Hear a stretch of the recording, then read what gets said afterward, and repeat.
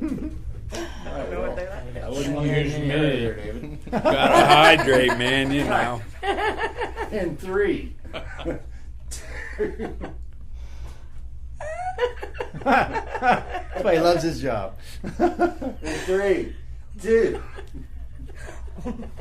Welcome to Real People, Real Life, Wichita, Kansas, America! Okay, sorry about that. I had my giggle machine was taking over, and it's crazy that happened because this is a very, very serious conversation and very serious. Bitcoins are hilarious. Are they?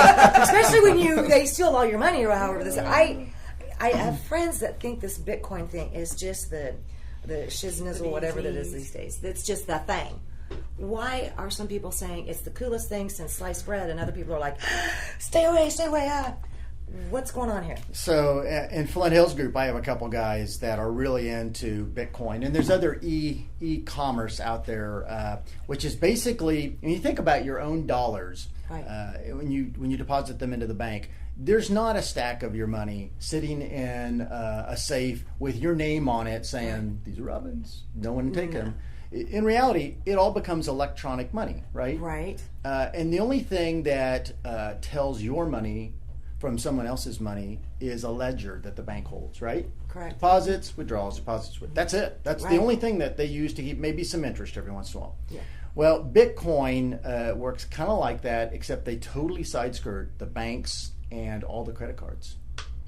So Bitcoin sits on top of it's this whole electronic system that sits on top of a electronic ledger that's out there that it's doing just like what your bank does, deposits, withdrawals, and it's all encrypted so no one can ever get into it. And it's really a pretty fascinating thing. Bitcoin blockchain is the name of this technology. So if you ever hear blockchain, blockchain is the ledger that sits underneath Bitcoin that keeps track of when you buy a Bitcoin and you sell a Bitcoin, who did what and how the money shifts around. Okay. Just like your bank. Okay. Except it's up in the, when I say up in the cloud, it's in the internet using all those systems. And it's very encrypted. It's very secure.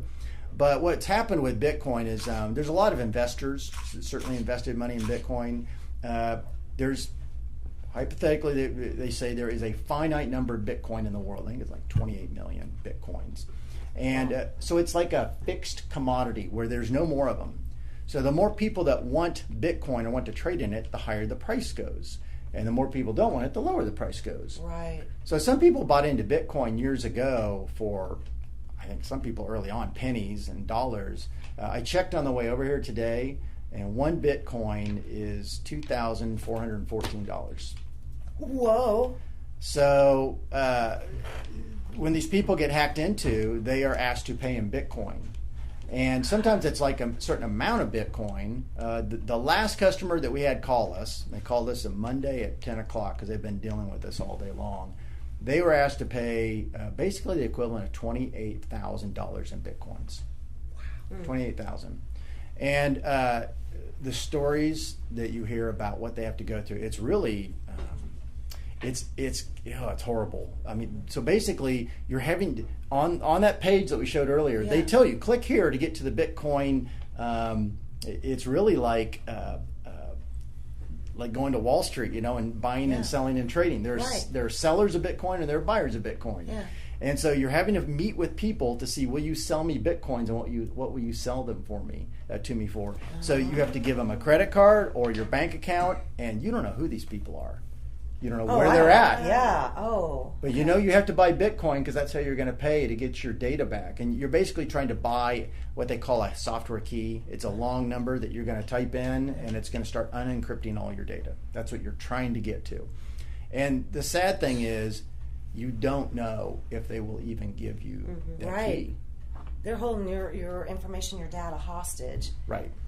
So, you have to remind yourself, they're bad guys. They don't really care about your business. What they care about is your money. Right. And they want to separate that from your business. Yeah. So is the best way to try and prevent this, everybody always says back up on external hard drives, on that sort of thing. Is that the best way to do it? Maybe not even like one of the online clouds or anything like that, but like just a physical external hard drive, back everything up on normal basis. So that way, if this happens, you have everything off to the side that you can just unfortunately let that go, not have to pay for it, and then just re-download all your saved stuff from whatever you have saved externally? There's 3 things I tell people. If you want to do 3 things, you absolutely must do. And I'll tell you, if you follow us on Twitter or Facebook or LinkedIn under Flint Hills Group, you'll see articles. We put these out here regularly. But the first one is your computer, wherever it may be, in a company has permission set to it. You can be an admin or like a super user where you can talk to anyone, or you can just be a regular user where like all I can do is stuff on my computer. I can't control any other computer. A lot of small businesses, to make their jobs easier, they set everyone up as an admin. What that means is if your computer gets infected, that computer can infect the entire company.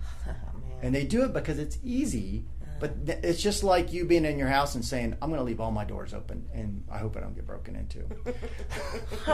So the first thing is, and from an IT perspective, you need to tighten down all the security on computers so that they don't have that set up. The second thing is backups. Backups are really crucial in this. And what companies tend to do is they spend a lot of their time backing up their servers, but their laptops and their desktops, they don't think about that. You're right. A company we came across, they had great backups on all their servers. All their desktops did not, and everything got locked down. So they couldn't survive without their laptops and desktops. The company could not move forward. So they paid the Bitcoin. There's simple ways that you can back up, or you can store your data on your laptops to your servers and have them automatically backed up. Very simple ways. I mean, Flint Hills Group can help people set that up. It's not hard. That way, when you restore your backups, a perfectly valid thing to do is say, I am not going to pay the Bitcoin. I'm going to restore from backup. Maybe set me back a couple hours or a day, but I'm back up and running, and then I'm going to tighten down my security.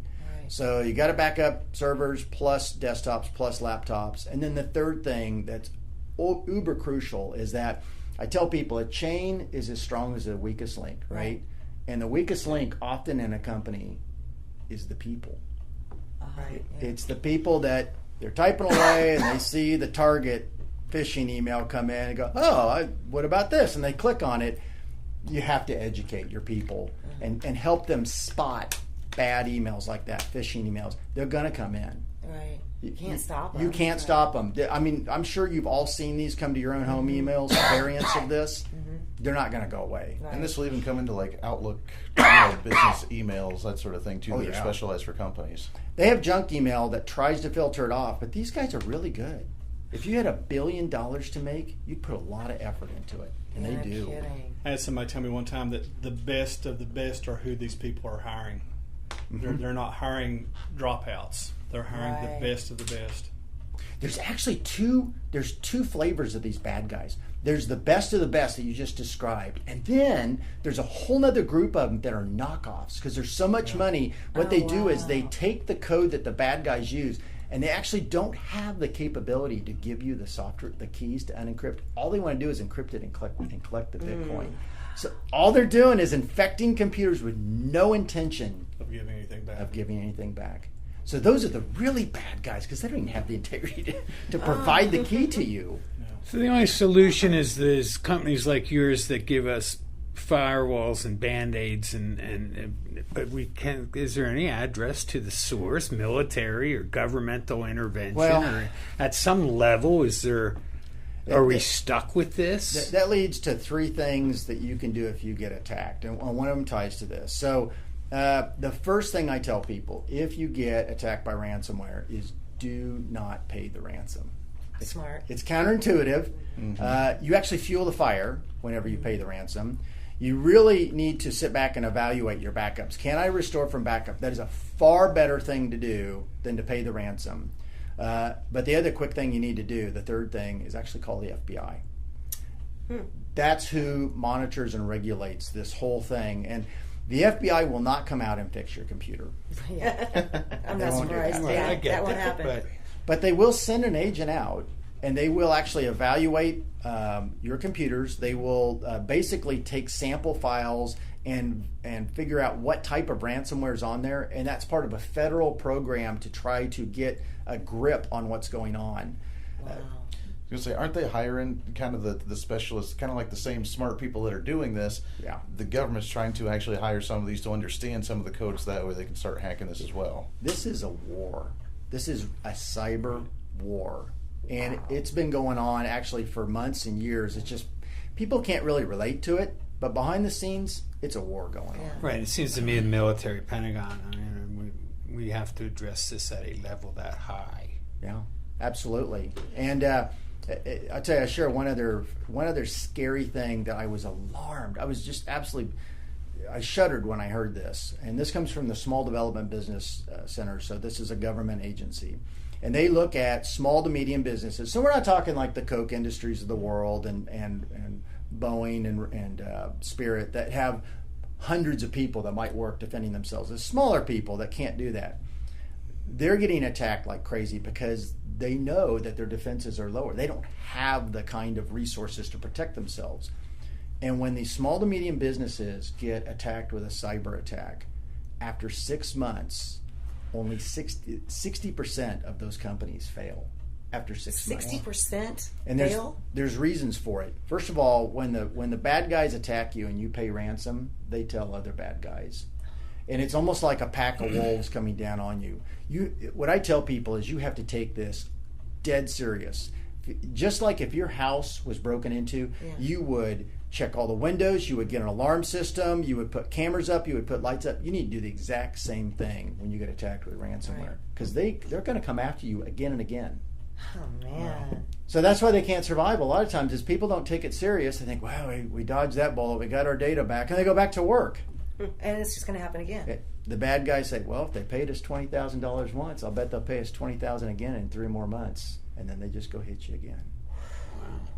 Man, So it's serious. It's It really is. serious. And many companies in the city are being hit by this right now. They just don't talk about it because it's, you know, if you ran a major company, it is.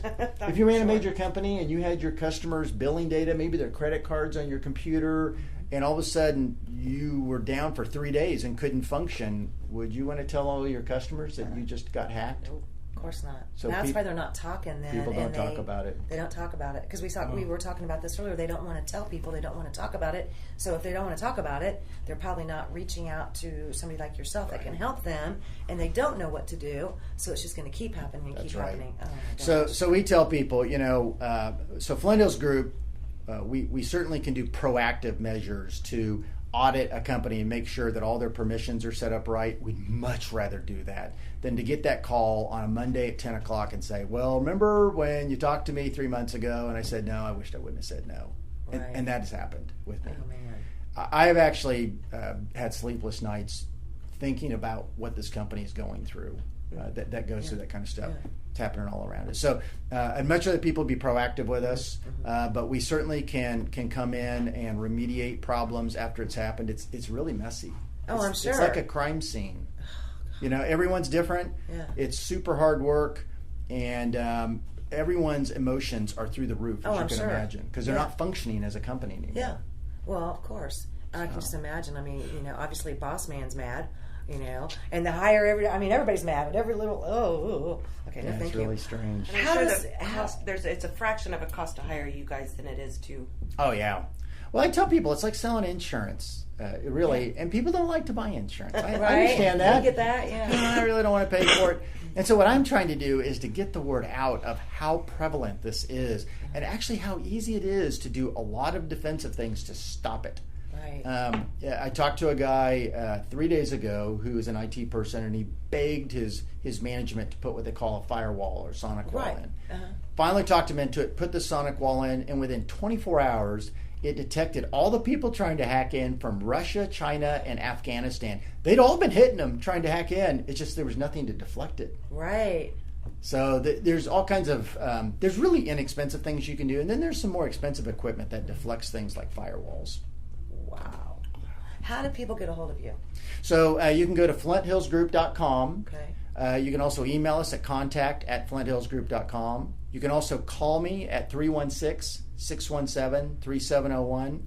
And as I mentioned, we do custom software. We can take your products and move them up to the cloud and get them a little further away from the bad guys. Yeah. But this has been something we've just been alarmed at how prevalent it is. I just feel like we have to get the word out to people. I'm so glad that you guys got a hold of me and you guys are here. I mean, I had heard about that Bitcoin? No, the wanna. Oh, WannaCry. WannaCry. WannaCry made the news day after day after day. Yeah, it has, and it's affected a lot of people right here in Wichita. I don't know, like you said, people don't want to talk about it, and it is what it is, but it's here. And get on social media. Get on Facebook or Twitter and search FlintHillsGroup.com. We put out alerts when certain Awesome. malicious software's out there and give advice on how to defend against that. Very cool. Check that out. I know I am. Wow. Okay, Dave, thank you so much for coming by bet. today. My Thank pleasure. you. Thank you. You bet. That's me. Good to Pleasure. learn something like that, man. Yeah. Okay, I know how to get a hold of you. Okay. All right, you guys. We'll be right back with more Real People, Real Life. Wichita, Kansas. America. America. Here I will.